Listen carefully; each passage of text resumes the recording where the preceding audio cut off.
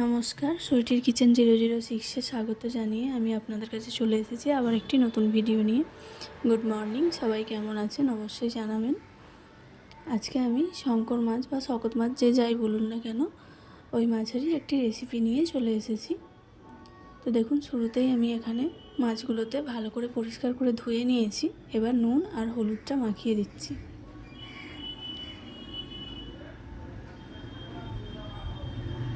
ভালো করে নুন আর হলুদটা মাছের মধ্যে মাখিয়ে দিচ্ছি। মাখানো হয়ে গেছে। এবার আমি গ্যাসের মধ্যে কড়াই বসিয়ে দিয়েছি এবং পরিমাণ মতো তেল ঢেলে দিচ্ছি মাছটা ভেজে নেওয়ার জন্য। অবশ্যই কিন্তু কড়াইটা ভালো করে গরম করে নেবেন, তারপর তেল দেবেন। এবং তেলটাও খুব ভালো করে গরম হলে তবেই মাছটা ভাজতে হবে, না হলে কিন্তু মাছটা কড়াই জড়িয়ে যেতে পারে। তো তেলটা এখানে গরম হয়ে গেছে। আমি এবার এক এক করে মাছগুলো ভেজে নেওয়ার জন্য দিয়ে দিচ্ছি।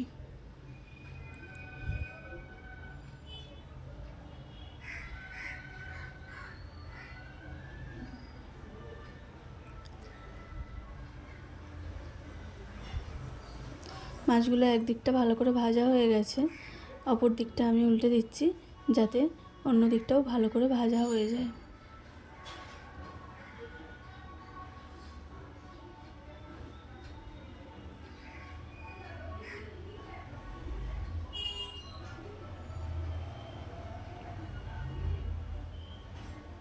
এই মাছ কিন্তু কাঁটা ছাড়ানোর কোনো ব্যাপার নেই। এর কাঁটাগুলোও কিন্তু খুবই নরম হয়।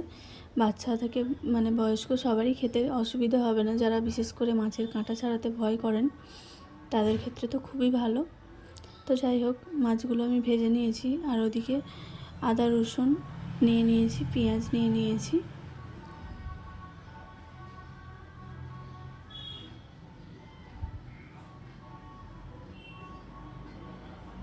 মাছগুলো লাল লাল করে ভাজা হয়ে গেছে, তুলে নিলাম।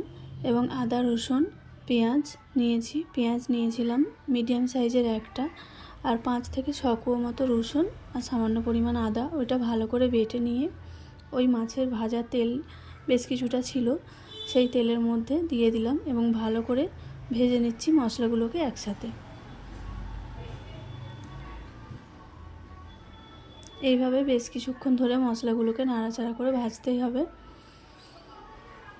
মশলা ভাজতে ভাজতে বলে ফেলুন কে কে এই মাছ খেতে পছন্দ করেন আর কারা কারা এই মাছ খেতে একদমই পছন্দ করেন না, অবশ্যই কমেন্টে জানাবেন।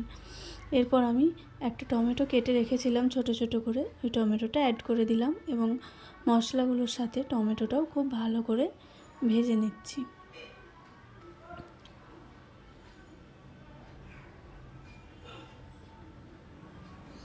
টমেটোটাও বেশ কিছুক্ষণ ধরে ভেজে নিচ্ছি যাতে টমেটোটা নরম হয়ে আসে, ততক্ষণ অবধি ভেজে নিচ্ছি। দেখুন, ভাজতে ভাজতে কিন্তু মশলাটা থেকে অনেকটা তেল ছেড়ে এসেছে।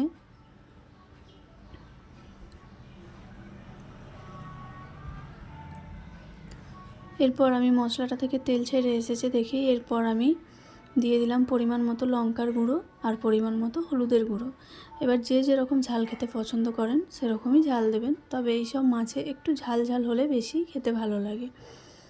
লঙ্কা হলুদ দিয়ে ভালো করে মশলাটা কষিয়ে নিচ্ছি।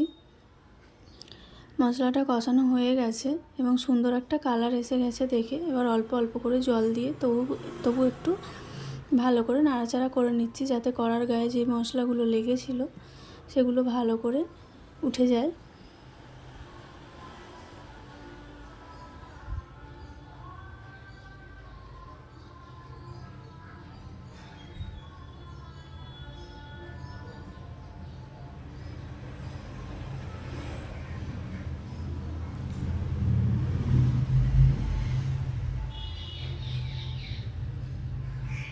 খুব ভালো করে মশলাটা কষানো হয়ে গেছে। এবার পরিমাণ মতো জল, যতটা পরিমাণ জল লাগবে ততটা পরিমাণ জল দিয়ে দিলাম। এখানে আমি খুব বেশি জল ব্যবহার করিনি, কমই জল ব্যবহার করেছি, কারণ যেহেতু আমি মাছটা কাই কাই রাখবো, গ্রেভি টাইপের, তাই কারণে বেশি জলের প্রয়োজন হয়নি। জলটা দিয়ে ভালো করে ফুটিয়ে নিতে হবে। এইভাবে আমি ফুটিয়ে নিচ্ছি জলটা। এরপর ভেজে রাখা মাছগুলো অ্যাড করে দেব। এই যে ভেজে রাখা মাছগুলো দিয়ে দেব আমি ওই ফুটন্ত ঝোলের মধ্যে।